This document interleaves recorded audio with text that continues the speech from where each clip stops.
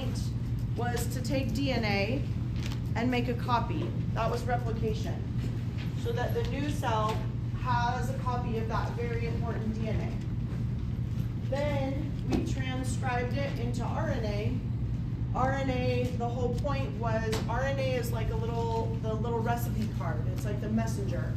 You don't really want to have DNA exposed all the time, and DNA has to be enclosed and careful. It's a nucleoid in the bacterial cell, but DNA replication is highly important. It's called high fidelity. It's copied to a very precise methodology, and we'll talk about when it goes wrong today.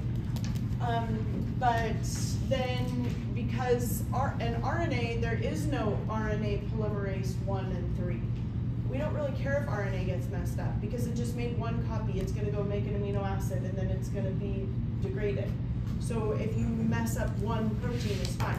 If you have a problem with the DNA, every single protein from there on out for the rest of the bacterial life is going to be malformed. So, okay, so we moved from RNA to DNA to proteins. So we're going to talk about regulation. So we kind of finished talking about this last time about why for in the human example, why human eye cells are the same as human skin cells, or the same as human liver cells, or the same as human heart cells, but they have different functions and they can perform differently. When they all have the same governing body, they all have the same DNA. It's because of gene regulation. So there's a lot of different ways that genes can be regulated and turned on and turned off. This is the way it works in bacteria. So in bacteria, you have the regulator, you have the, did I want to talk about that yet? No, not yet. Okay, you have the promoter and the operator, and you have genes. It might have 2 genes, it might have 15 genes, it might, whatever genes it has further down. We call that downstream, we call this upstream of the DNA. So this is our DNA piece, one strand. This is our DNA, the other strand. We're just drawing it this way as a cartoon so that you kind of see what we're saying. They're all A's, T's, G's, and C's. But there's an amount, like some ATT-CCA is a regulator. ATT-CCA, ATT-CCT is the promoter. So as humans, we labeled them, gave them names, but it's just a code, a strand of base pairs that we recognize that have a functionality. So they have functions. So what are their functions? So a regulator codes for a repressor. We always draw as this little Lego piece, a promoter, and then an operator. Even though this is not what it actually looks like, I like to put the little Lego piece, opposite pieces here, because then it shows you what this does. So let's talk about it. So when it's replicated, when we're replicating the DNA and going from DNA to DNA and filling a new bacterial cell, we don't care about any of this. It's just copied. We only care about the origin of replication. It goes all the way around. We're done. We made a copy. But now we need to talk about transcribing and translating. So some genes need to be turned on. Some genes need to be turned off.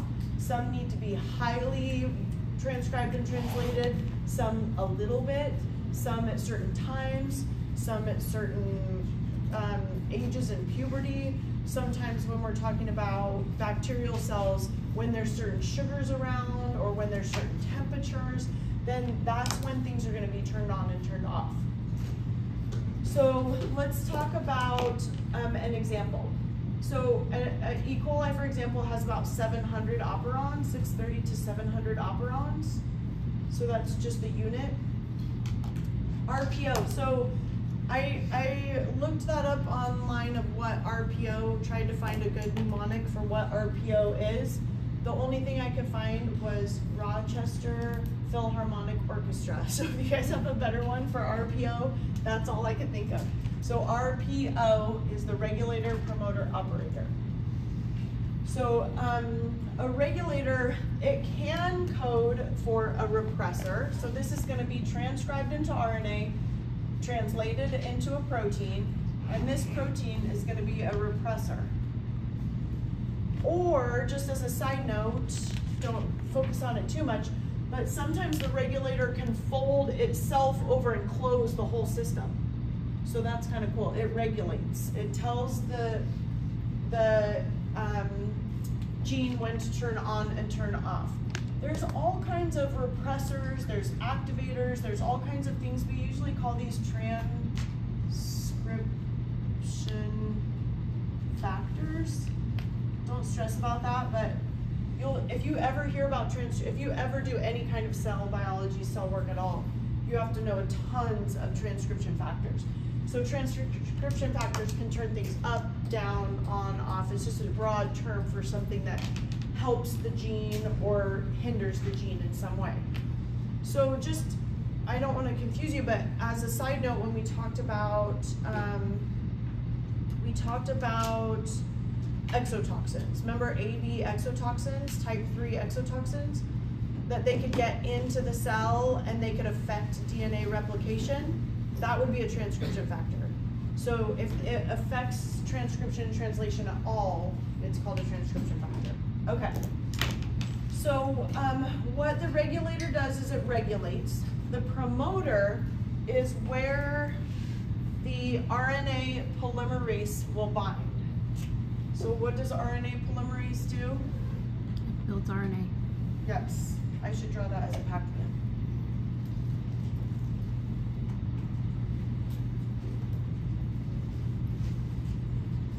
Okay, so here's our RNA polymerase, and it's going to move along and make a strand of RNA.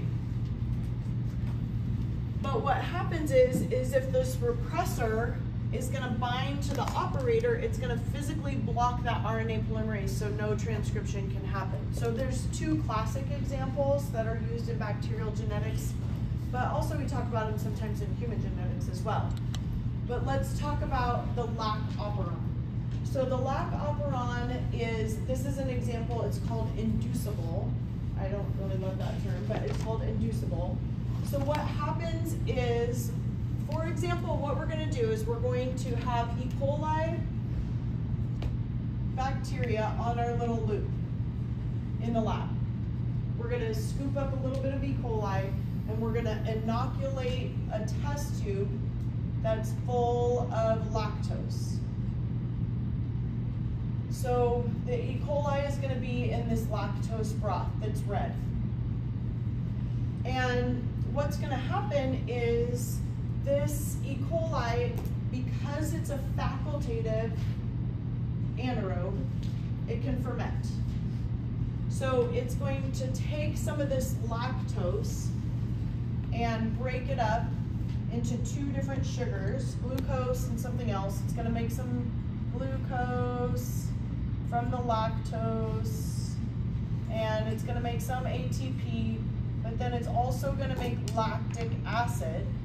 And that lactic acid, because it fermented, is going to turn, acid is going to turn this liquid yellow. So, but to take apart glucose, let me see if I have a picture of what that looks like. I don't. So glucose, lactose, I can't remember what it looks like. I think it's a 6-carbon sugar.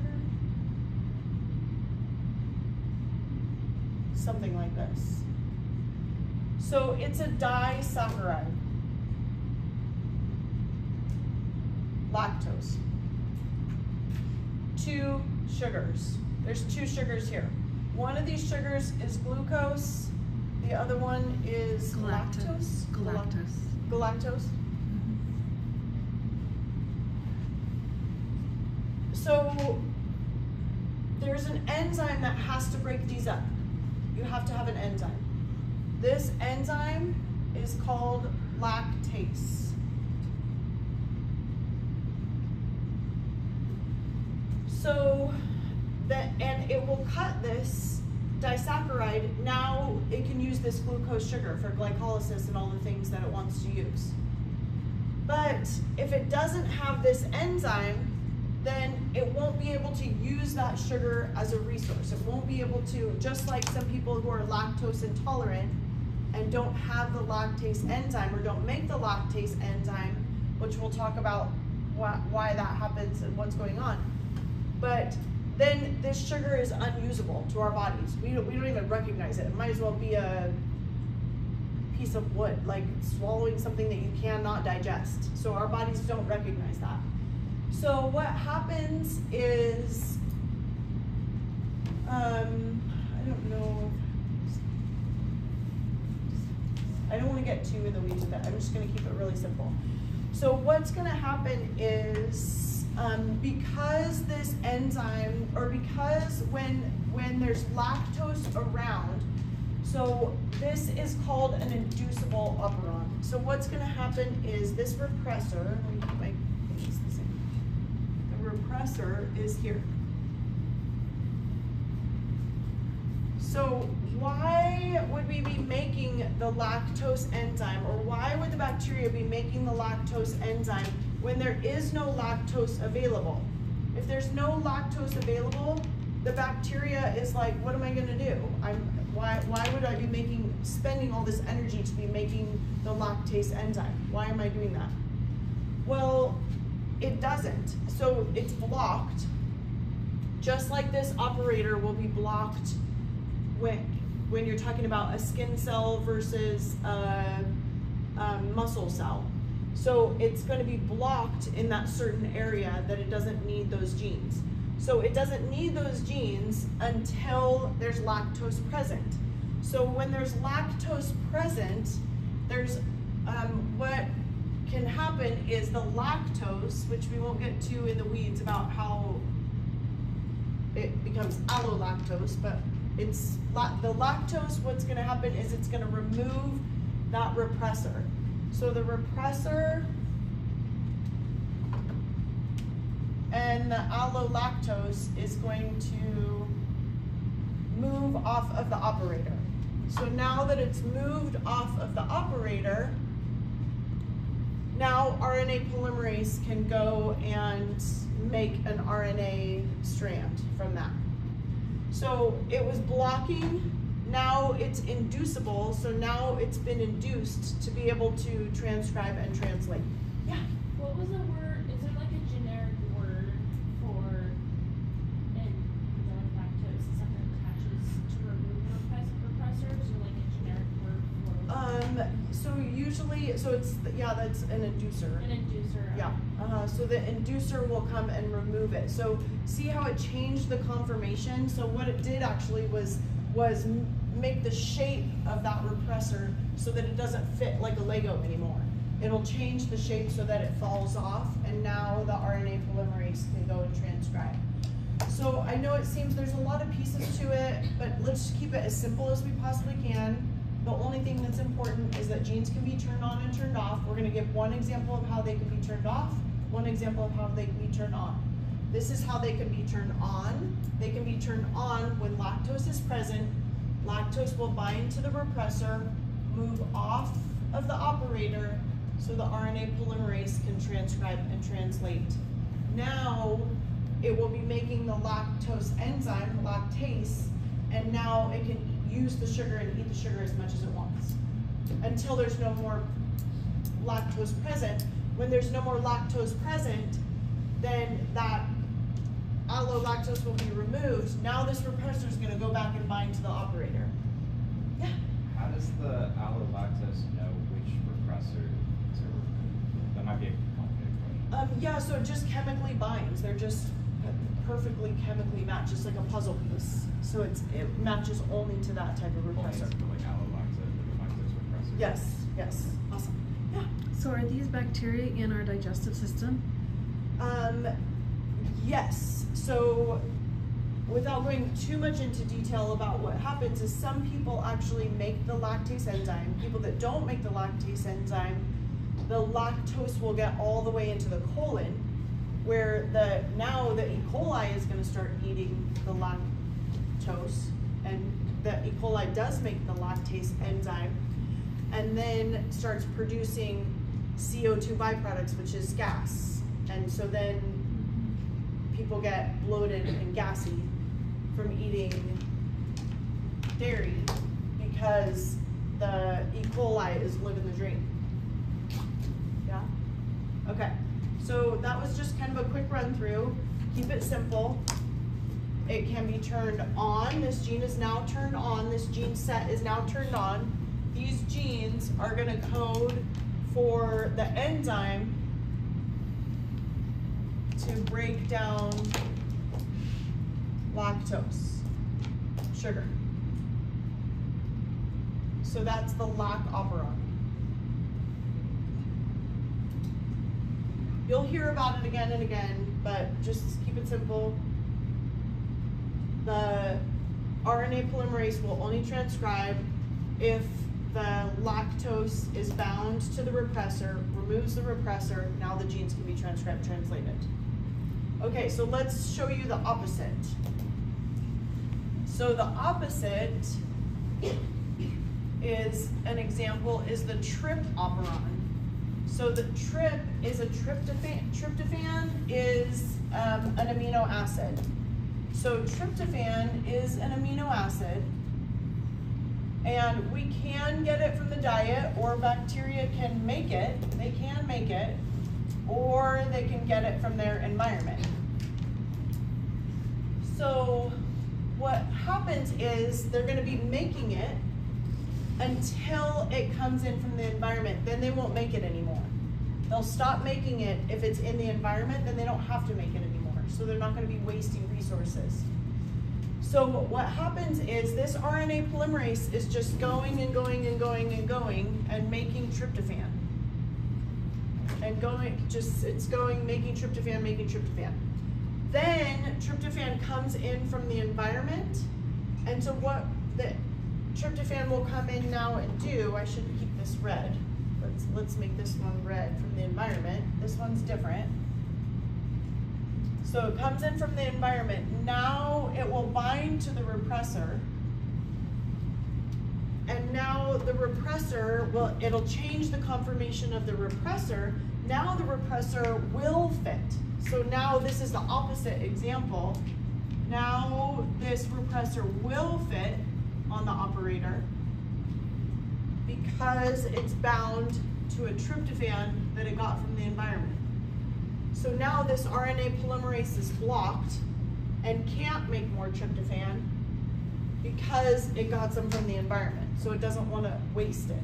It doesn't want to waste and make excess tryptophan. You don't want too much tryptophan. You need just the right amount. So if you can get it from the environment, why make it? So this is what the E. coli will do, is the tryptophan comes from the environment, it stops producing it, now there's no more tryptophan, it doesn't need to make it until it runs out. Then it's used all the tryptophan for everything it needs, all its amino acid needs. So now it's going to use all the tryptophan, so now this repressor is going to fall off the operator. Now the repressor falls off the operator, and now the RNA polymerase can go and make more tryptophan. Does that make sense? On and off, how that works? Did you say it changes the shape and structure of the repressor as well? Yes, it does, yes. So they will, it's like a conformation change when it changes the conformation. So there really are like Lego pieces, it won't fit anymore. Yeah, awesome. So where I've seen people get mixed up is make sure you know which one turns on and which one turns off. This is the trip operon. And then also I've seen people switch these around. So if you put the operator here, the RNA polymerase will bind here and just always go. There's nothing to block. This is the operator. This is like the policeman that won't let them pass. So you have to make sure that the promoter and the RNA polymerase have a checkpoint system. How they have a checkpoint system is that it will physically block it from transcribing. There are all kinds of really cool things too that the cells do, which I don't really need to get into, but there's a lot of really cool things. They're called like microRNAs microRNAs will take up the RNA, like bind to it until it's ready to transcribe and translate it. There's all kinds of really neat things that ways that we can block RNA from being transcribed and translated. Yeah? So just to kind of make sure it makes sense, in the lac operon, allolactase will bind to the repressor and activate the repressor so it blocks the gene expression from going forward. And then tryptophan is the opposite, where the repressor is inactive, and then if it binds, it can now block the promoter. Yes, so lactose, I'm trying to see if I can summarize it for you. Lactose It's initially already active, right? is off. There is no lactase being made. Lactase is off. Then there's lactose in the diet or in the test tube. Then it will bind, lactose will bind to the repressor and remove it. Now lactase on. So is the repressor already active in the lac operon and active in this? Okay. Yes, yes. So make a little one like that for the trip operon. Make like a little summary for yourself. So trip operon is on. The tryptophan will bind to the repressor and remove or add it, and then the tryptophan will be off. Yeah? Okay, cool. Okay, so let's move on. So that's gene regulation. It's an inducible operon, a repressible operon. This is how interconnected transcription factors are. So when you do transcription factor mapping in cell biology or biochemistry, what you can do is one protein can affect another protein, and that will actually turn the gene on or off. Or it might affect another protein that this one turns it on and off. So you start connecting all the dots of like how things are turned on and turned off in this crazy concert. You know, if you think of all the amazing things that our bodies do, of how they have to be able to function to, you know, keep us alive, it's pretty crazy. Okay, so here's all the enzymes you need to know. You don't need to know about Taq polymerase yet. We'll learn more about that later. So those are your enzymes. Here's a bunch of questions that are free to ask on quizzes, midterm finals, so make sure you can answer those. Hopefully I got through all those. So we talked about what a chromosome is. A gene is just a functional unit. The genome is the complete set. An operon is the link of related genes that are all together. Typically we don't talk about them in the human genome. We don't talk about operons, but it's a little bit different. Genotype is the actual codes of A's, T's, G's, and C's. The phenotype is the resulting, you can say like the actual physicality of what happens behind the DNA change. So is there, what is the protein structure? So two different, if there's two of us and we have a different phenotype, then one of us might have a different protein than the other one. So it's actually the result of that original DNA set. A locus is just a fancy word for saying a point. We'll talk about what a haploid is and a diploid is when we get into eukaryotic genetics, but we'll talk about what plasmids are today. Operon, regulator, promoter, operator, transcription factor, I just kind of threw that out there. Upregulation and downregulation. So those are kind of terms that you would use for lowering a number of protein or increasing a number of a protein. You wouldn't say like increase the number of proteins, you would say it upregulated. The gene was upregulated or the gene was downregulated. So it's just increasing gene expression or decreasing gene expression. Those are just terms that you might hear in your future. Okay, so let's talk about mutations. So mutations, mutations can happen at any point from DNA polymerase 3 that makes a mistake. So we're not talking about transcription and translation at the moment. We're talking about replication.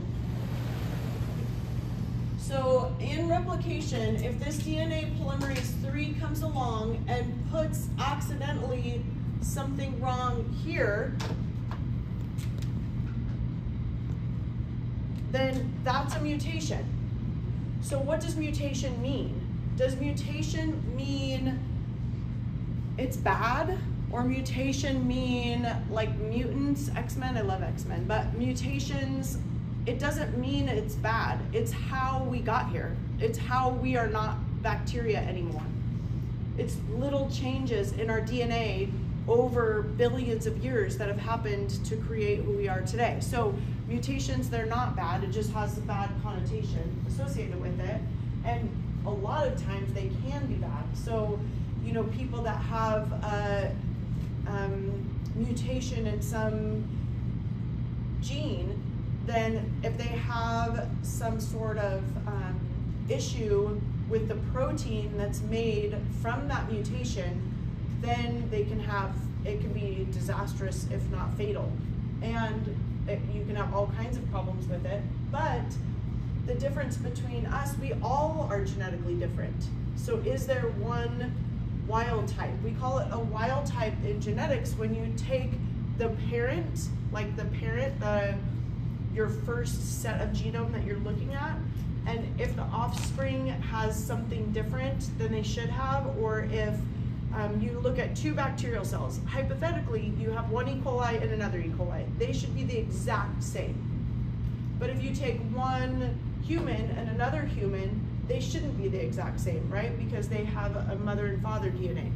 But if you have one bacterial genome and another bacterial genome, they should be exactly the same. So that's the wild type. If there's a difference between genomes, that's the mutant. The mutant strain is the change in the original. So we can, they naturally occur from DNA polymerase 3. Mutations can naturally occur, but we can induce mutations.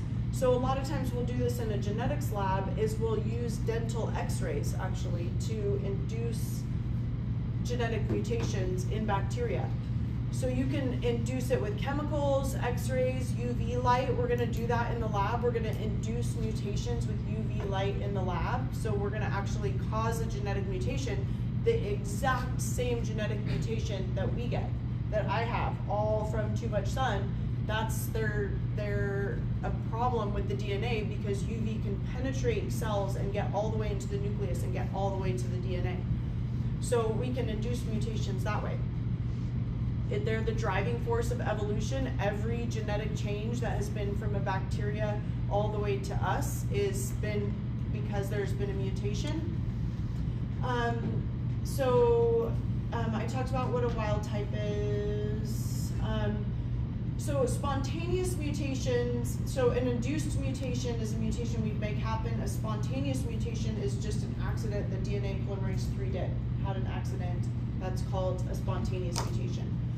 So around every 1,000 replications, that's considered a high mutation rate. Around every, what is that, billion, more than a billion, trillion replications, that's a low mutation rate. You don't have to memorize those, just in your mind if you care. So our repair enzyme is DNA polymerase 1. DNA polymerase 3 can do some of its own repair. We don't really focus on that because we like to just give this one polymerase its special job. DNA ligase can do some repairing too, but DNA pol 1's our main proofreader. So they're heritable meaning it's inherited, so in bacteria, but not always in humans, right? So why would if I had a mutation today, why would it be different than my daughter's? Yeah? Because your reproductive cells are different because they're already made. Awesome, yes. Than your mother's. Fantastic. Yes. So if the sperm and egg that made her had a mutation, then yes, she would have the same mutation all over her body. Every single cell in her body depending on where the mutation is, if you see the phenotype result from it, but every single cell in her body would have that same mutation because they all came from one original cell. But if I have some mutation in a skin cell, that won't be passed on. If I have a mutation in my skin, in a skin cell, even before I had her, unless it's in the egg and the sperm, will it be a mutation that will be her entire body. Okay. And then single nucleotide polymorphisms. So those are called SNPs. I don't care that you know what they are. I just thought maybe if you're interested in knowing that's why we're all different. Luckily, we enjoy all of our differences. I think it's amazing that we're all different. You know, I think too much. That's part of my problem. But one thing I think about is, you know, if you look at a squirrel, for example, like we wouldn't be able to tell the difference from one squirrel to another. And they all look the same. Like we don't know if they act the same. They probably have little personalities. They probably have different things about them. But, you know, we all look different, which is amazing. And those little, I don't like to call them mutations because it does have a bad connotation with it, but they're differences. We have genetic differences between all of us, which is amazing. But what we call those polymorphisms. It's just if you ever cared to know what that means. So the polymorphisms are what make human beings different from each other, because you can't really say wild type and mutation because there is no wild type. None of us are the original non-genetically differentiated human beings, right? We're all different. So those are called SNPs. Okay, so let's talk about mutations. So I added a few terms this semester that I didn't talk about last semester because I think that they're important to talk about. But there's a few mutations that are larger mutations. So these are macro mutations that can happen in bacterial genomes as well as human genomes. But hopefully they're self-explanatory. So that the name of the mutation describes what it is. So a substitution is when a chunk of DNA will be excised and another chunk of DNA put in for it. So that's called a substitution. So sometimes DNA polymerase III makes a big giant mess and makes a big mistake. Deletions is when one nucleotide will be excised on accident, but now you have a problem, or I shouldn't say one because we're talking about larger mutations here, but there could be a big chunk that's deleted. Let's just say that. I'll tell you what I mean in a minute. There could be an insertion, so there could be a larger chunk of DNA inserted into the genome, or there can be an inversion where it read CAA and instead of put in a AAC or whatever the opposite of that is. So it's inverted on accident. So those are larger mutations, but let's talk about point mutations. So point mutations are one single nucleotide. So when there's one single nucleotide difference, then there can be either, I want to say drastic changes, or there can be minor changes depending on where that nucleotide lies. So this is something to think about. Like, try and give me all your attention for a minute, because it's, I love asking questions about mutation because it helps you think all the way back to the DNA from the amino acid. So these are great ways for me to ask questions on quizzes and exams, because it makes you, without me saying, what is DNA? What is RNA? Make a DNA from an RNA, which sometimes I do, but it helps you to think, oh, well, there's a mutation and it replaced this amino acid with this amino acid. Now you have to work back and you have to go, where now that there's an amino acid difference, what's wrong with the DNA and what happened? So try and stay with me through this. I know it's a little bit complicated, but I tried to make the slides a little bit more manageable. So here's your original DNA strand. Here was your double-stranded DNA. This is the one we're going to be looking at, this AAT. And this AAT was read by what enzyme to make this? What enzyme made this? RNA polymerase. So we have a DNA polymerase would make a double copy. RNA polymerase is going to make a strand of RNA. So now it read AAT and made a strand that so far says UUA. So this is our wild type, this is our original, this is what it's supposed to do. But now DNA polymerase 3 made a mistake. It made this point mutation that's called a frame shift mutation. So what it did is instead of the AAT, it shoved in a cytosine on accident. So now there's adenine, cytosine, thymine, and now the RNA polymerase is just going to go along its business. It's not going to notice that there's a difference. So now you have UUG. So originally here we have leucine. So UUA, according to the codon chart, codes for a leucine. Now UUG is, it frame shifted. I don't know what UUG codes for. It is. What is it? Is that G is also leucine. Yeah, it's like an insertion. It's like a point mutation, but an insertion. But it depends on where the insertion, well, no, I guess it's always misses the frame shift from there on. Sorry, go ahead. UUG is also leucine. Oh, it's also leucine. Mhm. Okay, so it's also leucine, which would be cool. But now all of these are going to be 2 off. They're gonna be shifted. Does that make sense? Mhm. So if you had a 3 code, that you had 1, 2, 3, 1, 2, 3, 1, 2, 3, then you added 1 here. So you added, so it read here, and it read here, and it read here. But now, if it added 1 here, now what it's going to do is all of these are going to be off. So it added the wrong nucleotide here. Now it's going to read here. And it frame shifted all of the codons from there on forward. So it may not change that. The original one. The original one, but it could change all the other ones. Yes, and it will. I mean, unless it's pure stroke of luck that most of them are the same, but probably not. Yeah. Right. Yeah. Does this only happen with insertion? So this only happens with insertion. Yes. Yes. So that's Well, a wouldn't a point deletion- mutation that's called a frame shift mutation. Wouldn't a Make deletion deletion also too. make that happen? Deletion, yes, but do we have a deletion? No, we don't. Yes, no, oh, I thought we'd have another one that's called deletion. But yes, it could be an insertion or deletion, very good point, yes. Okay, so a silent mutation, remember the codon chart? Let me just pull it up again. So we're on 67, let me just pull up the codon chart.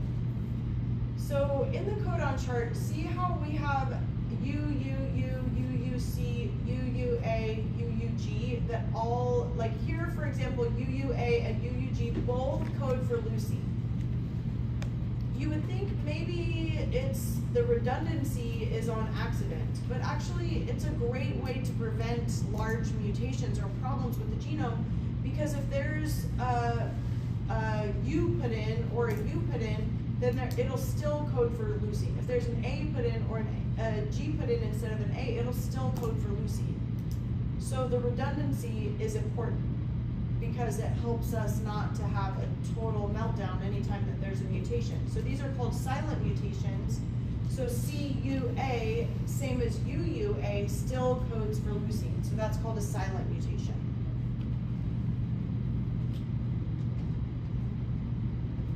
A missense mutation is when the wrong amino acid is put in. So it didn't frame shift. Every other one from there on out is fine. That one codon has the wrong amino acid. So if that one codon has the wrong amino acid, it might be okay. It might, you know, if there's a valine instead of a leucine in that big giant protein. Let's talk about that ATP synthase, for example. ATP synthase is that giant enzyme that's at the end of the cytochromes on the cytoplasmic membrane. That ATP synthase is a big enzyme. And there's like 5,000 amino acids that make it work. If there's a valine instead of a leucine, does that make it fall apart and break? Does it make it work slower, doesn't make it work faster. So what was, it depends on what that amino acid, what effect that amino acid had on the protein. We're not sure. So that's probably, actually is a lot of the reason why beneficial mutations happen, is because, without getting too deep into it, if there's an amino acid change that made for a more effective protein, then hypothetically that bacterial organism is likely to reproduce better or faster. And that is what evolution is. Evolution is being able to reproduce more offspring because of an accidental protein shift. That is what evolution is. Okay, so that's a missense mutation. A nonsense mutation is when a stop codon is put in accidentally. So originally it was leucine, here UUA, and what happened was it put in a thymine here on the original DNA strand and it coded for UAA. So let's look back at our original codon chart. So it was UUA, it was leucine. Now it put in UAA. UAA is a stop codon. So as it's going on, as the tRNA is working in and coming into the ribosomes are feeding through the RNA strand, and the tRNAs are coming and matching up and adding these polypeptides as it goes. If it accidentally, the original DNA strand, if the original DNA strand had a mutation that coded for an RNA strand that accidentally put in a stop codon, then it's going to truncate the protein, and that polypeptide will be shorter, however shorter it is, and so usually you have a dysfunctional protein. So it's like prematurely truncated is what it's called, and that is a nonsense mutation. Where were we? Yeah, the nonsense mutation. Okay, here. So those were our mutations. So what I think is a good idea for you guys to do is go through and make your own really long DNA strands, double-stranded DNA. Make your own RNA strand from that. Make your own amino acid chain from that. And then try to change one and see what happens. Try and change a different one and see what happens. So that's good practice, just to see like oh, that made for a missense mutation. Oh, that made for a frame shift mutation. Oh, that made for a nonsense mutation or a silent mutation. What mutation ended up happening because you changed one of these nucleotides? Yeah? Yeah. So, when you first started talking about mutations, so you talked about mutations at the DNA level, where the substitutions, deletions, insertions, Yeah. and inversions. Mm-hmm. And then you went on and you talked about like frame shift and all of those. Yeah. Those are mutations at the Well, RNA. so you can have like larger deletions and insertions and mutations, Right. and so I just wanted to, the difference that I wanted to make between those is that when you have larger mutations, that you can have larger mutations. So I usually just focus on point mutations because I like to see how it changes the amino acid. But the only reason I brought up those larger insertions, deletions, and things like that is because there can be big chunks of DNA that are affected. So really, it's the same idea. So it's just additional. Yeah, It's yes. just additional different And just types. don't forget it can be large or they can be small. And if they're large, we don't really talk about the RNA and amino acid replications from those because usually the protein's all jacked up by then. So Yeah. just we look at larger mutations and things like that because sometimes we'll try and replicate those in the lab. Like we'll try to make a large deletion if we want to try and cut out a section of DNA like cut out a whole operon and see how that affects the mouse, or something like that. So we'll do larger deletions, but point mutations are the more natural occurring mutations, and those affect the amino acid structure. Yeah. Okay, so plasmids. So extra chromosomal DNA are called plasmids. So now we know how to build a plasmid. So let me talk to you about what that means. So just so you know, so a lot of the times on a plasmid, there'll be genes for the sex pilus, there'll be genes for antibiotic resistance, there'll be genes for metabolic changes. So just one thing, what I mean by metabolic changes is if there is some weird amino acid around that the bacteria wants to use. So what can happen is this E. coli bacterium can utilize that amino acid, but this one can't. Well, what it can do is it can conjugate and move its plasmid into this bacterium. Now this bacterium can use it too. Or this bacterium is antibiotic resistant and this one's not. It can move its plasmid over by conjugation into this other plasmid and now, or into this other bacterium. Now this bacterium is antibiotic resistant. So it is basically like reproduction, bacterial reproduction. But basically what happens now, it has its whole chromosome, and then it'll have a plasmid, and it has its whole chromosome, and it'll have a plasmid. Well, DNA polymerase 3 can't tell the difference between this one and this one. There's still an origin of replication. There's still all the same genetic code. So now when this one has offspring and this one has offspring, they will all carry that plasmid with them. And they'll be transcribed and translated just like the actual bacterial chromosome. Yeah?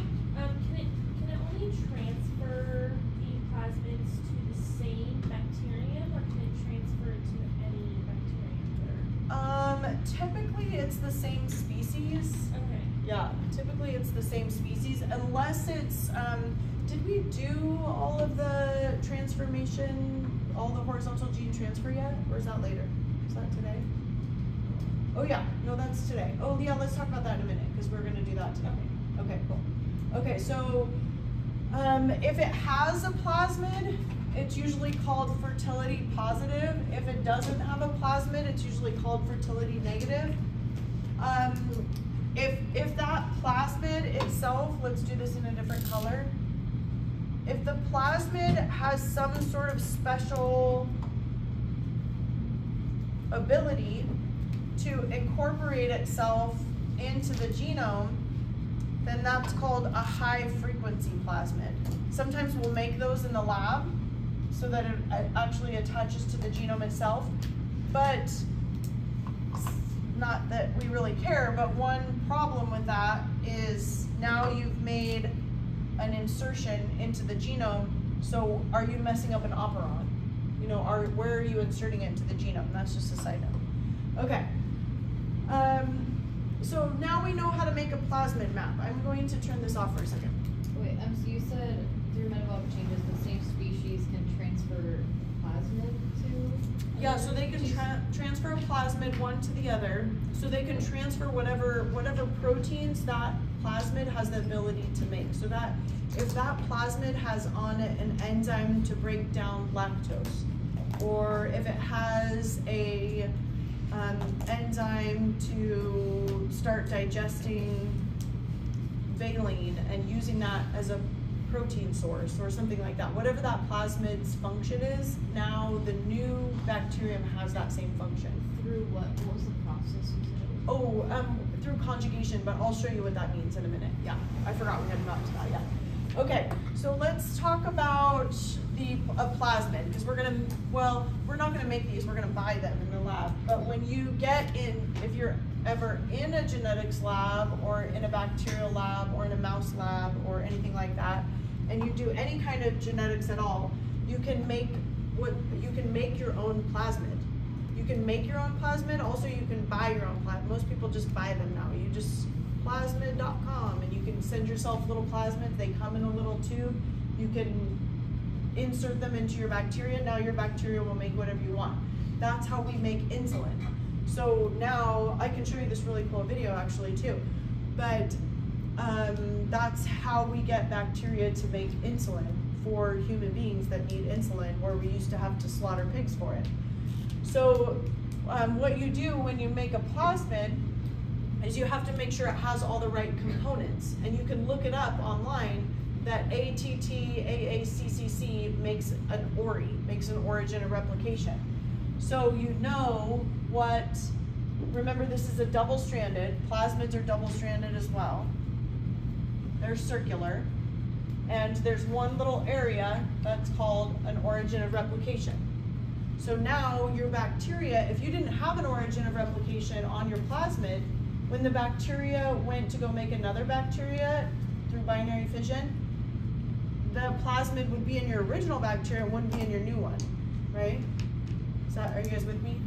Okay, so what else would we need on here? So say we want to make a protein for antibiotic, well, I don't want to say antibiotic resistance because I'm going to use that. Let's say we want to make a protein, let's say we want to make the lactase enzyme. So we're going to make the lactase enzyme, we're going to put it in a pill form for people that can't digest lactose. So we're going to make the lactase enzyme.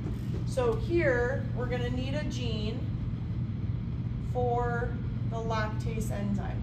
What else do we need?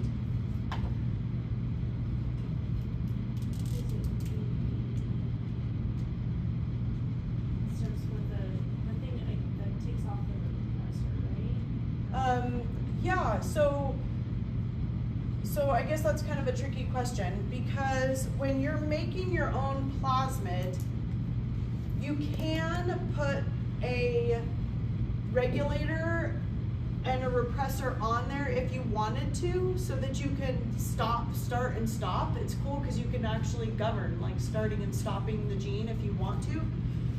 But really, if you wanted to just go, go, go, go, go, you'd only need this one area where the RNA polymerase would bind. And So what is that area? Just need the promoter then. Promoter. So you need a promoter.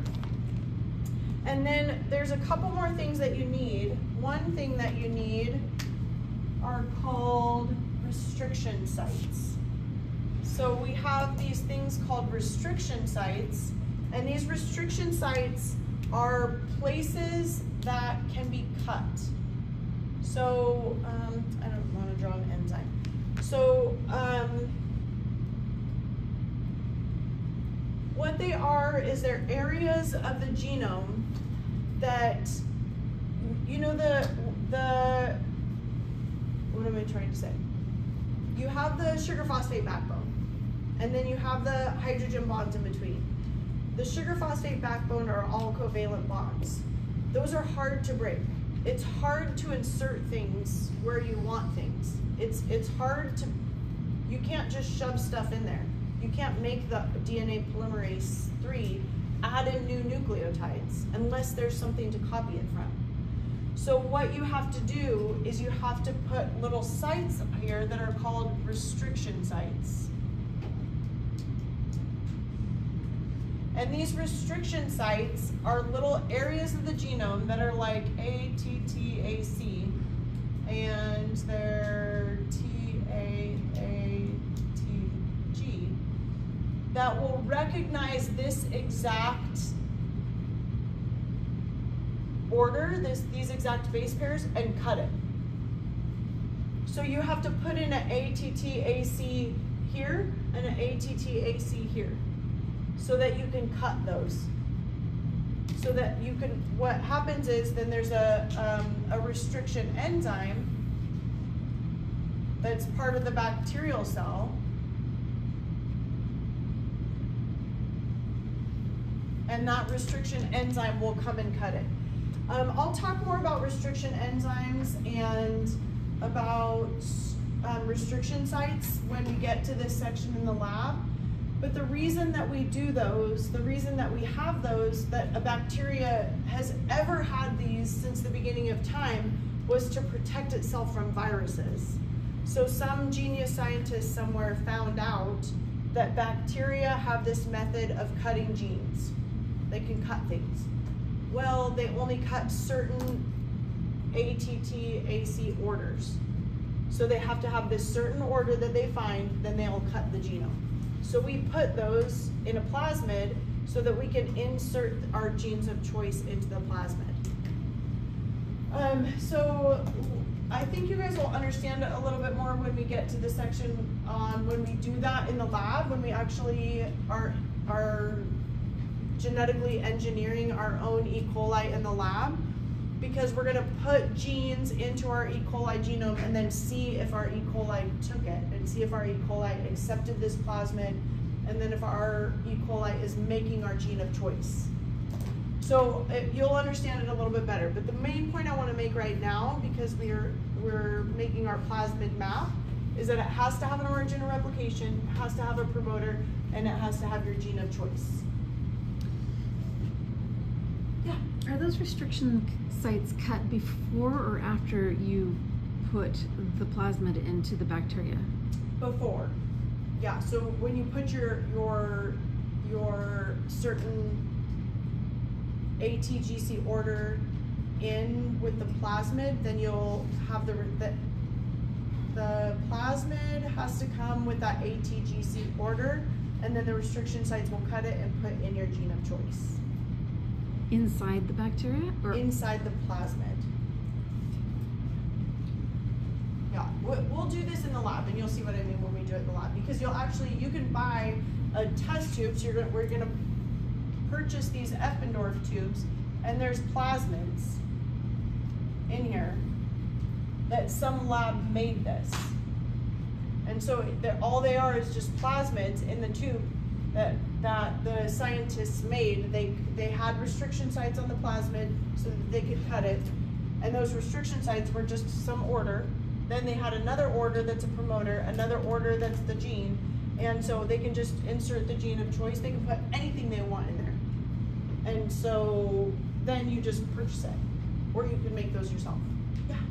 So the restriction sites are not man-made, or they're man-made? Well, we use them so much now that, I mean, they're originally, I don't know if you guys have heard of CRISPR. Have you guys heard of CRISPR, Cas9 CRISPR system? Well, it's a tool that's used in the lab, but what these restriction sites were originally, that some scientists figured out that this is what bacteria could do.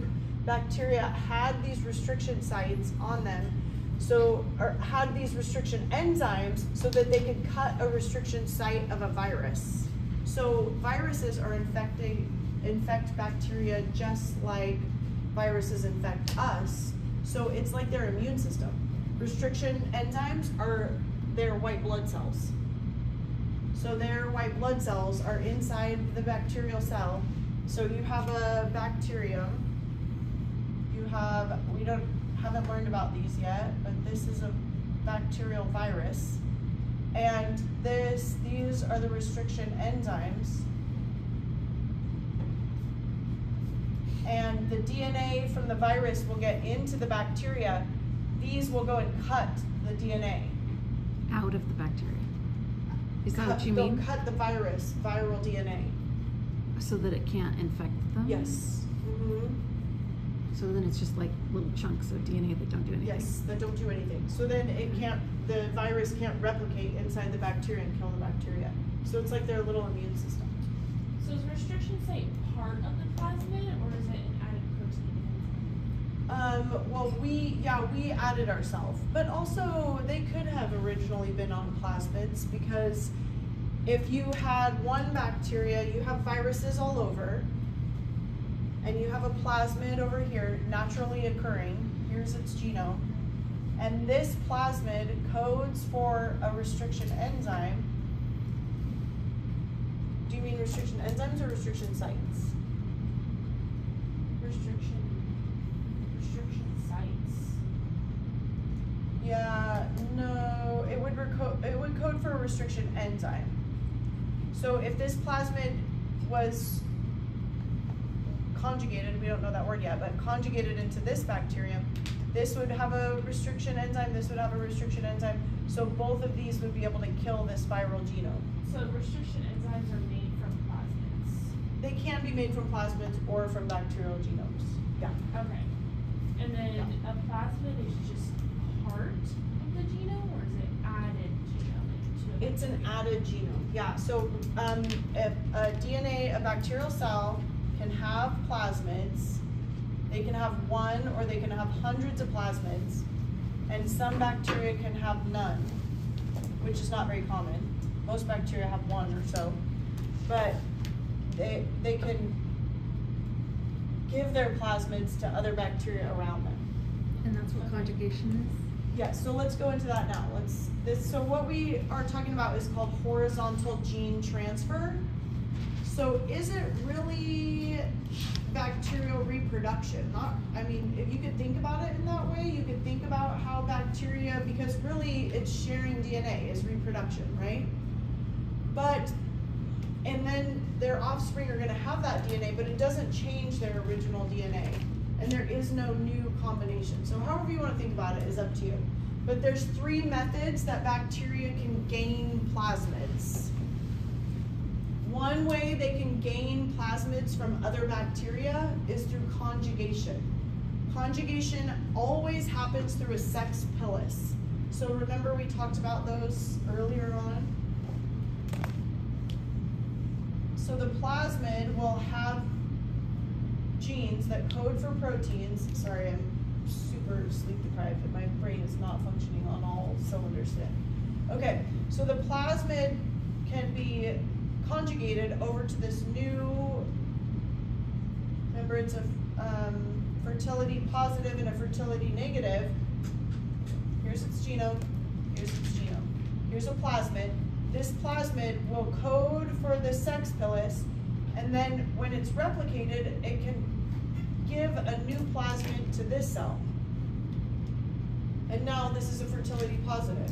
So the plasmid can be shared from bacteria to bacteria. Through a sex pilus, that's called conjugation. Another one is called transformation. And I hate this word, it's super common in bacterial genetics, but I don't like it because transformation can be used to describe 10 million things. Like, what are you talking? Transformation is just such a blah word for talking about something that we use so frequently, so just remember that, like, whatever term you need to use to help you remember what transformation is.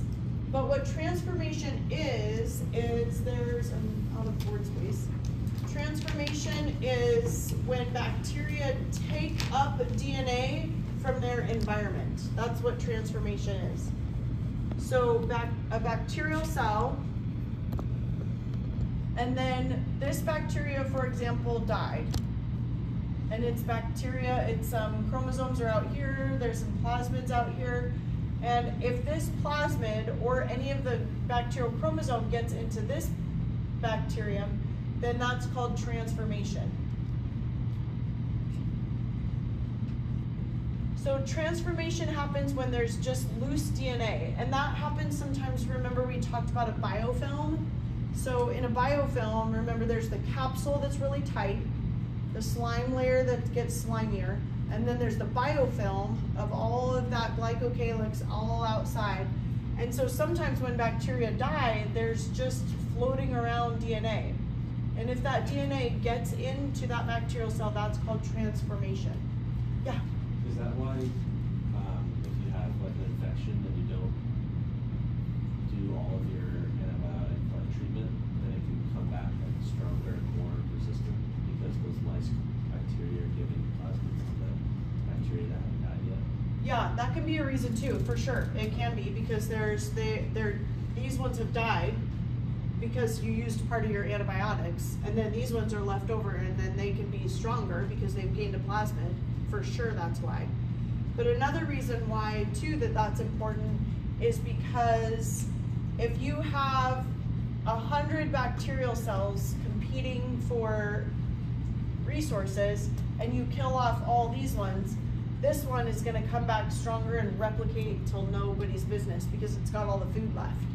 So it's a lone soldier, and now it's like got all this food and all this space, and now it can just replicate like crazy too. Yeah, good point.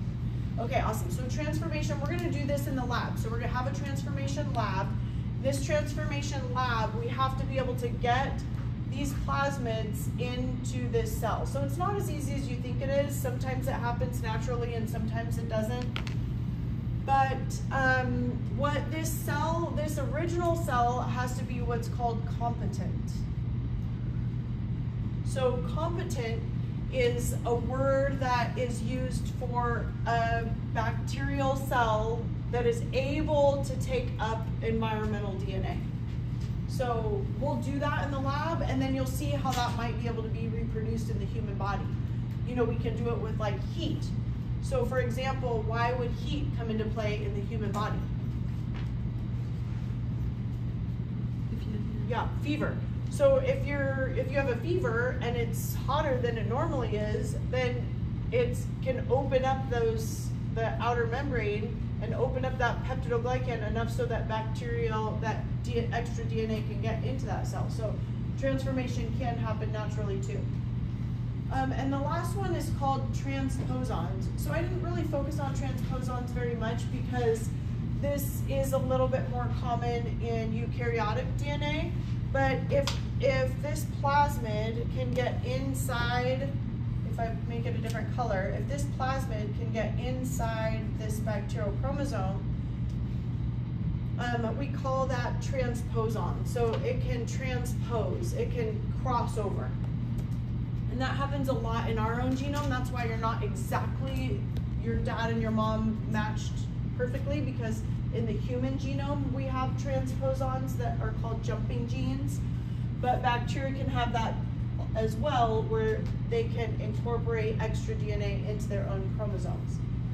So the reason I like to bring this up, because Barbara McClintock is also one of my favorite scientists, very amazing woman. She's from my digs from Cornell. She graduated and she won a Nobel Prize. She's incredibly, you know, she went up against a lot of battles for her research, and she did some amazing work on human genetics, but she did plant genetics, but came up with all of these amazing things that human genes also do, is what we figured out why we're not exactly like our mother and our father from her. Yeah. Oh, I was just going to ask you, what is the difference between transposons and high frequency? So transposons is actually, when you're saying transposon, it just means that they switched. High frequency is what we call the genome, like we call this an HFR, because it has weird DNA within its own DNA. So okay, it's just like a name we call it. The transposon is the action, high frequency is the name we give it. Oh, so I thought you were saying, okay, so the high frequency, does it completely add to the chromosome without switching? Well, if it would switch, then you'd have this extra piece of DNA here that it switched out with if it was a transposon. But it doesn't. But that's not going to do anything. Yeah. Okay. So that won't act like a plasmid or anything. Okay, so the high frequency just means it adds itself completely to the chromosome, whereas the transposon, like part of the plasmid and part of them switch places? Well, transposon, you're talking about an action, and then high frequency is is a name. So you'd call this one for a fertility positive cell. You'd call this a high frequency cell that already underwent transposition, transposed. The transposing is the action, and then you'd say, oh, this is a high frequency E. coli, knowing that there's additional bacteria in its chromosome. Does that make sense? I can explain it again. Okay, let's move on, and then we can talk about it more if we have time. Okay, so bacterial genetics. So we talked about genetics. Okay, so we are behind, but we're doing okay. We'll catch up. So today we are going to talk for a minute about control. Where are we? Oh, that's one control. I always do that. So we're going to talk a little bit about control. I'm just going to introduce it, and then we're going to pick this up next time. Okay, so we've talked so much about bacteria. We've done a ton of information. You've gotten just more information about bacteria. We've talked about their shapes. We've talked about their colonies. We talked about where they live.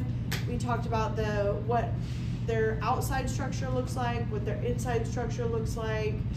We talked about whether they can use oxygen to make ATP, or if they can't use oxygen to make ATP, or they could do both. We talked about their one chromosome, how they replicate their chromosome, how they transcribe and translate their chromosome. What else have we talked about? We've talked about mutations now, plasmids. What else? Am I missing anything? We've talked about exotoxins and endotoxins. We've learned a lot. You guys have learned a lot about bacteria. So we're moving now, I mean, that was basically the end of our bacterial section. We're going to talk about bacterial control, which is a whole beast. But now what we've done, basically talking about the characteristics of bacteria. But what I think is cool is in the lab, so there's a couple reasons why we focus on bacteria in the lab. One, we have to focus on bacteria, right? Bacteria are everywhere around us. They cause all kinds of illnesses, things like that. Well, we don't deal with any viruses in the lab because we can't culture viruses in the lab. We don't know how to do that. If you culture a virus, you have to culture human cells, which is incredibly hard to do and costs a lot of money. So I'll tell you about why when we get into that section.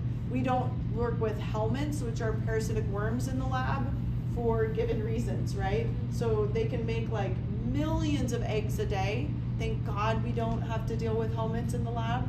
And we will look at a couple protozoa in the lab, but they're non-pathogenic protozoa because protozoa are also incredibly virulent, like Giardia, or what are some of our other big ones? Malaria, things that we can't handle in the lab that we could deal with. So we focus on bacteria, but the rest of the stuff that we're going to be dealing with bacteria is where they live and how they live and why they live. So we're going to focus on what kind of sugars they eat. We're going to focus on what kind of culture media that they can survive on. We're going to talk about the type of exotoxins that they secrete and look at the different exotoxins. So basically what we're doing in the lab is doing like a real human, I was going to say genetics, but it's not just genetics. It's all the metabolic characteristics, genetic characteristics of bacterial infections that they do in a normal lab. So if you send a patient sample, a urine sample, a stool sample, a sputum sample, a blood sample to the lab, you're going to be doing exactly what they do when you send the sample to the lab. But we only do it with bacteria. So as we move on to viruses, you'll see why we can't do that in the lab, but there are labs that do it. So now we're going to talk about controlling bacteria, which is way harder than you might think it is. So we're going to talk about antibiotic resistance, and we're talking about antibiotics and what antibiotics do, how they kill bacteria, and why they kill bacteria, and all that kind of fun stuff. So this is just like, I like to put little interesting things at the beginning, but it's just the increase of antibiotic resistance, which is terrifying. So there are three big ways that we control bacterial populations. One, through prevention. So we try to prevent. This is always the best. Prevention's always the best, right? So we prevent bacterial infections through physical and chemical control. So physical methods that we can actually kill them, chemical methods where we can kill them, and then bacterial vaccines where we can prevent bacterial infections through a vaccine. And then identification. So this is what we do in the lab. So this is another method that we control bacterial growth, is that we have to properly identify them. Before, we used to just be you know, have no idea it was magic powder. Why is everybody getting sick? We don't know. Now we can identify what is making our patients sick. And then our treatment that we're going to talk about is antibiotics. So prevention, this is what we talked about at the beginning, our hand washing experiment. So with our hand washing experiment, I know I've said this before, but you would be amazed at how many healthcare workers do not wash their hands. It's an incredible amount, ridiculous really. But also, cleaning up after a patient is way harder than you think it is. You know, when you're, even for me, like I'm now, after being a microbiologist, I'm a germaphobe. I heard some of you guys saying that too. It's like, oh, you know, now you know what's on everything. But like going to a hotel, you know, the pillowcase is fine. It's been laundered and probably bleached. But what's in there, you know, and like all the things, like did they wash the light switches? Did they wash the door handles? You know, are you walking on the carpet that everybody else has walked on? Like all the things that everybody touches, the remote controls, they figured that out. It was, I'm sure they've known it for a long time, but through COVID, when they were putting plastic on all the remote controls, like how dirty those are. There's so many things that, how we pass things around. So just keeping clean. But one more thing I want to say about that, actually, now it's coming to my mind, is that they found out that children who live in a more aseptic household, who their parents are very germophobic and keep, you know, using alcohol, hand sanitizers, and keep their house very clean, and don't have pets and things like that, that their children are actually highly susceptible to infection because it hasn't boosted their immune system. They haven't had their immune system triggered over and over and over by all of the different things that we're exposed to. So yes, things are gross, but actually our immune system is pretty amazing. Okay, so we want to discuss prevention for obvious reasons because we don't want to get sick, right? But the hospital itself is, I put number 1 and number 2 on there. Patient worker safety. That's what the hospital will always tell you. Patient worker safety. That's why we want to keep everybody healthy. Why we're keeping everybody healthy is to keep our patients and keep our workers safe. The next one is to prevent hospital-associated infections. They don't want to make anybody sick. So they don't want somebody to gain another illness when they're at the hospital or somebody to get sick at the hospital. But what do you think the number 3 thing is, a big glaring thing that is missing from hospital? Why hospitals are concerned over infection? Liability? Money. Yes, liability, money. Antibiotic resistance. But really their number 1 thing I put on there, why? Patient care, yes. Reputation, accreditation, but money. Yes, lawsuits, money. So they count length of stay. So LOS is their length of stay is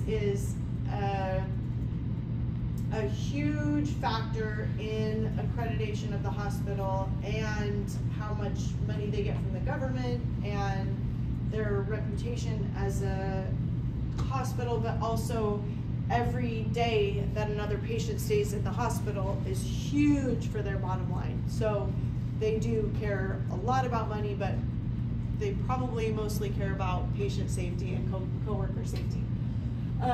Okay, so I just got this off the internet. It's kind of interesting about length of stay if you want to read through that.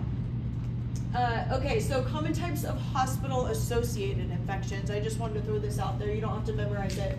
But HAIs, they're called, hospital-associated infections. I love this because it wasn't even that long ago that they changed the word from acquired to associated. So now they're not called hospital-acquired infections anymore. They're called hospital-associated infections. They don't want to be culpable, right? So central line, from a central line, from catheter, from surgical site infections, from a ventilator, from a surgical site infection, and then those are the common organisms: methicillin-resistant Staphylococcus aureus, Clostridioides difficile, Pseudomonas aeruginosa. We know what all these are now. Escherichia coli, Klebsiella pneumoniae. We don't deal with that one, but we're not going to talk about Klebsiella, but you'll hear about that one a ton in the hospital setting or in a healthcare setting.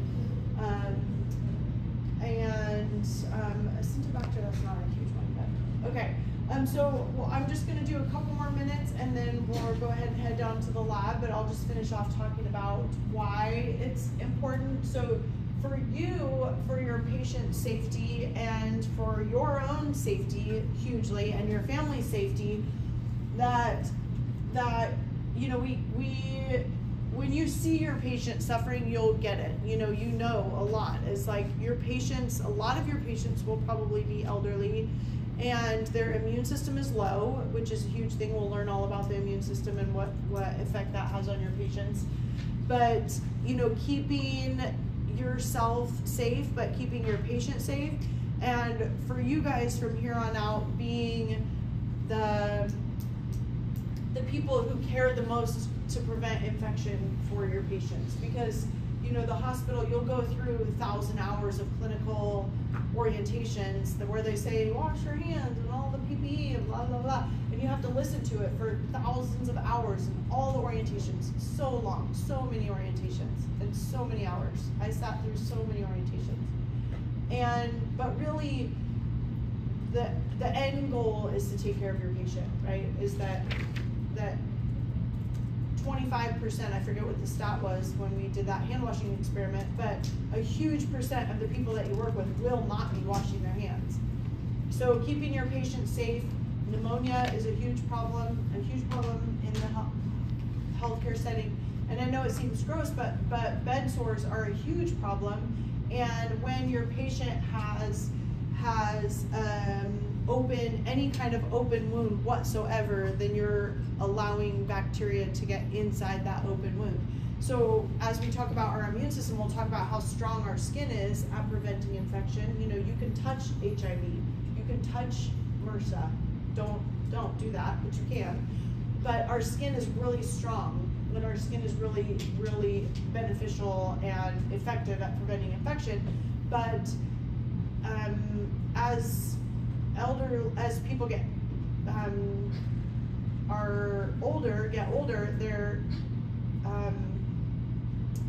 the junction between their cells degrades over time, and so they're more likely to get an infection even in healthy skin, never mind in compromised skin.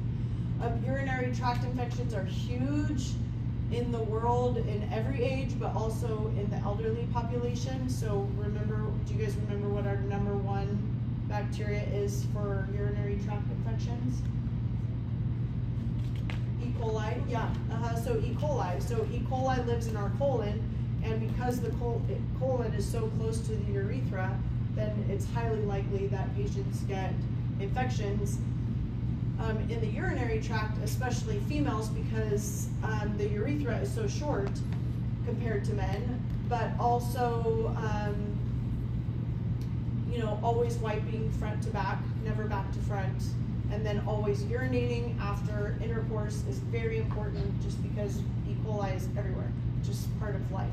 So urinating after intercourse is really important, wiping front to back is important, and then making sure your patients are safe too. When, you know, it's, I don't know what the statistic is, many patients who get a urinary catheter end up with a urinary tract infection. So, and then they have to take antibiotics, and then it's this whole thing. So just keeping your patients and yourself healthy. So this is Clostridioides difficile. We'll talk about the what's going on with the colon in case of that. And then we'll finish there and we'll continue there next time. So, okay, so let me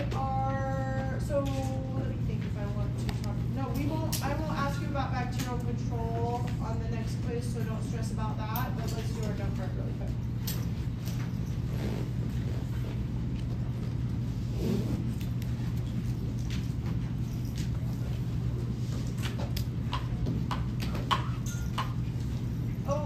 You need 2 today. 2 note cards. And there's something about you need it.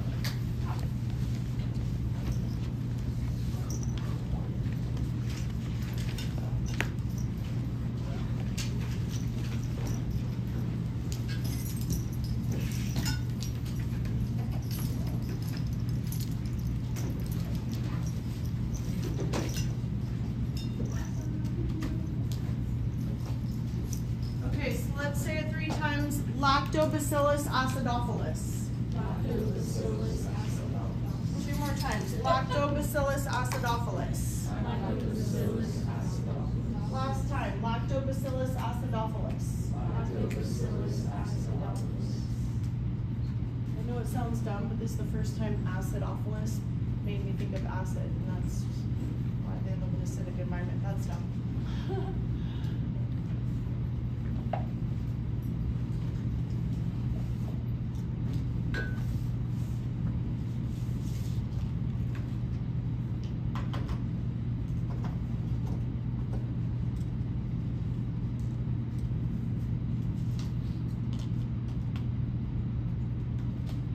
Has anybody heard of lactobacillus? No? So this is a huge, very common bacteria that's in probiotics. So that's in yogurts, any kind of probiotic drinks. If you take probiotics, they have a huge, like the CFUs per mil of Lactobacillus acidophilus. Are they Yep, gram-positive rods. Yeah, so here are gram-positive rods. Great job. Are you guys ready to move on?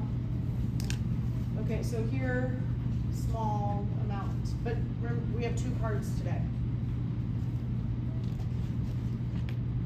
So this is a gram-positive rod. It's a commensal, which remember is really more of a mutualist.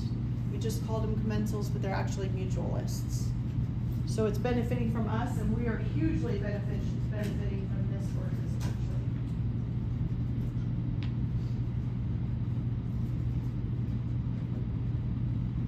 So what we think, there's still a ton of research being done about beneficial microbes, but they think it reduces inflammation. It's definitely a microbial antagonist, and you'll figure out why. It enhances tight junctions, so the junction between cells, it will enhance the junction between cells. And it lives in the lungs, vagina, and gastrointestinal system.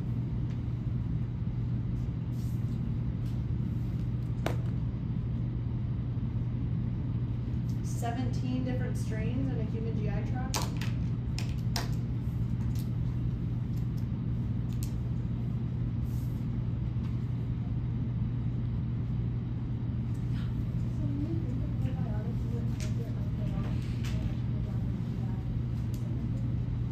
So usually it's just the gastrointestinal system, but there is, like, they do vaginal suppositories and things like that now, but they haven't had a lot of, seen a lot of benefits from doing vaginal suppositories, but I'll tell you why in a second. I'll show you what's going on. So these are part of our microbiome, but let me tell you what happens when something goes wrong. So the next one that we're going to talk about is Gardnerella vaginalis. So let's say that 3 times. Gardnerella vaginalis. Gardnerella vaginalis. Gardnerella vaginalis. Last time, Gardnerella vaginalis. So this is the pathogenic bacteria. On the left, those are called clue cells. So this all right here is an epithelial cell from the vagina. This is just a skin cell. And those are all bacteria that surround the cell. So that's called a clue cell that gives you a clue that this female is having a problem.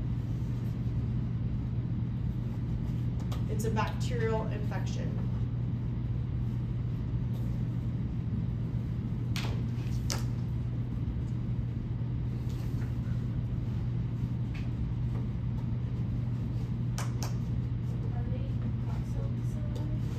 Yes, yep, so let's go in the back. So these are coccobacilli, or coccobacillus. They're gram variable. So they have somewhere in between a 1 peptidoglycan layer to a multiple peptidoglycan layer. So they can come up pink, red, or they can come up purple. So the etiology, so what's going on, maybe I'll let you guys write that for a second, because I don't want to talk while you're writing, then you can't pay attention.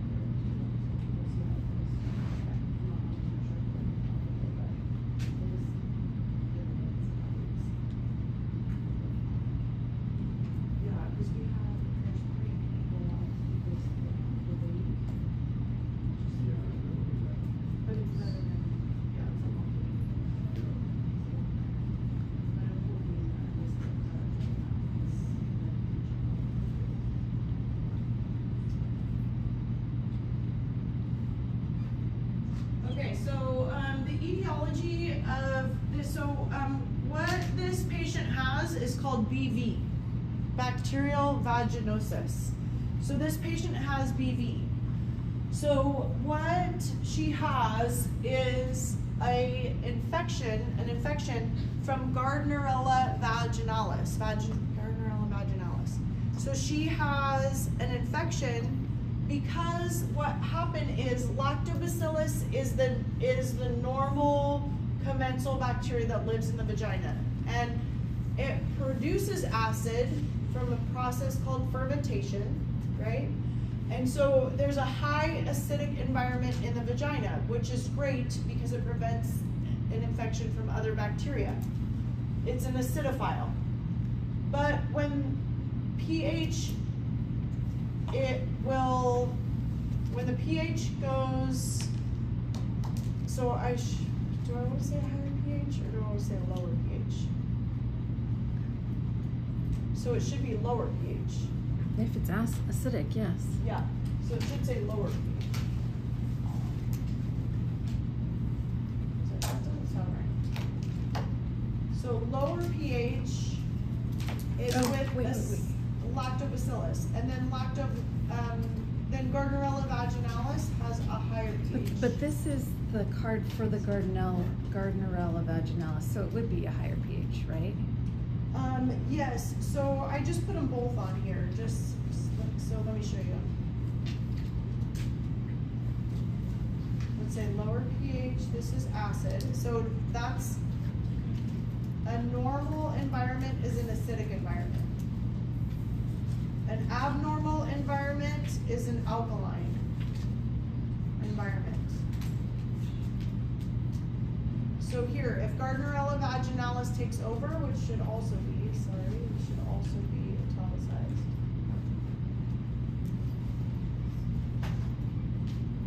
Okay, so it should be, acidic is normal. Alkaline is not normal. So if there's some reason that the pH goes up, that there's an alkaline environment, then it will promote the growth of Gardnerella vaginalis. Does that make sense? So normal is lactobacillus at an acidic pH. The pH changes, then lactobacillus will die because it likes the acidic environment. Gardnerella vaginalis will grow because it does not like the acidic environment. Yeah? So what happens is that when the pH changes for whatever reason, so it could be a health reason, it could be from like swimmers, I worry about it with my daughter who swims a lot because the pH of the pool affects the pH of the vagina, or sometimes there's just different reasons that pH in the body changes. So it leaves the female vulnerable to BV, but it's not sexually transmitted. It's just a naturally occurring balance in pH. So the pH environment, acidic is normal, alkaline is not normal. An alkaline environment will promote the growth of Gardnerella vaginalis, which is also called bacterial vaginosis.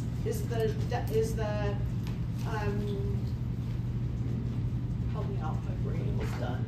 Clinical term?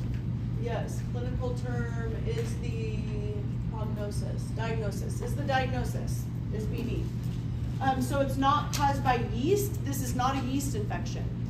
It's not caused by a protozoa. That's called a trichomoniasis or trich infection, which is a sexually transmitted. So this is not sexually transmitted, but it does actually double the risk for an STI because of that environment is not a normal environment.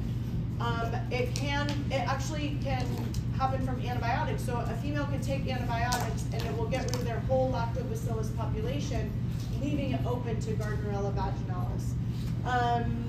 So yes, and just so you know, I'm not gonna have you remember bacterial vaginosis. I just wanted to throw that out there. Bacterial vaginosis is what is any problem with the vagina that has to do with the bacteria. But no, I'm sorry, not vaginosis, vaginalis. No, vaginitis. I'm sorry, I'm confusing you, I'm confusing myself. So vaginitis is just an infection of the vagina. Bacterial vaginosis is caused by Gardnerella vaginalis. And you can tell that because they'll do a swab, they'll look at it on a microscope. On the microscope, there'll be clue cells. The epithelial cells will be fuzzy on the outside. The fuzziness is full of bacteria. It's because the wrong bacteria are growing. Yeah, if it's lactobacillus, you won't see all of the bacteria surrounding the epithelial cells like you would. Those are called clue cells. Okay, so here's a little pH, and that does a better job explaining than me. I'm sorry, my brain is totally done for the day. Yeah. I was just wondering. Oh yes. Yeah, with this one, that one? Yeah. Okay. Okay, so take 10 minutes and I'll meet you down in the lab. Sorry, that was a long one.